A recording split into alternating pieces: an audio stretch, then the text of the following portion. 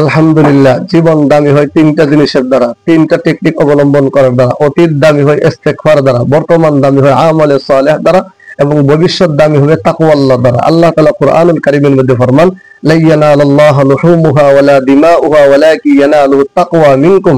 আল্লাহ তাআলার কাছে বান্দা বান্দির পক্ষ থেকে শুধু একমাত্র তাকওয়া পৌঁছে, জন্তু জানোয়ারের কোনো হাড়ও পৌঁছে না, তার রক্ত মাংস কিছুই পৌঁছে না, একমাত্র আল্লাহ তাআলার কাছে পৌঁছে কি? তাকওয়া। এই জন্য ভবিষ্যৎ যদি দামি বানাইতেছেন তাহলে তাকওয়ার কোনো বিকল্প নাই। এই জন্য আল্লাহ তাআলার কাছে আমরা তাকওয়া অবলম্বন করতে হবে। অতীতের গুনার উপর অনুতপ্ত, অনুশোচনা এবং আল্লাহ তাআলার কাছে কাইবুনু বাক্যে কি করতে হবে? আমরা তওবা করতে হবে, ইস্তেগফার করতে হবে। এই জন্য ইস্তেগফারের কোনো বিকল্প নাই। বর্তমান যদি দামি করতে চান তাহলে বর্তমান দামি করতে চাইলে আপনি কি করতে হবে?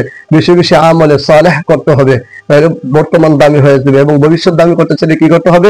ভবিষ্যৎ দামি করতে চাইলে আপনি বেশি বেশি তাকওয়াল্লাহ অবলম্বন করতে হবে। আল্লাহ তাআলা আমার আপনাদের সকলকে তাকওয়াল্লাহর জিন্দেগি, অতীতের অনুতপ্ত অনুশোচনার জিন্দেগি দান করুক, ইস্তেগফারের জিন্দেগি দান করুক।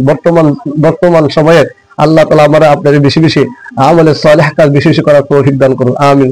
আসসালামু আলাইকুম।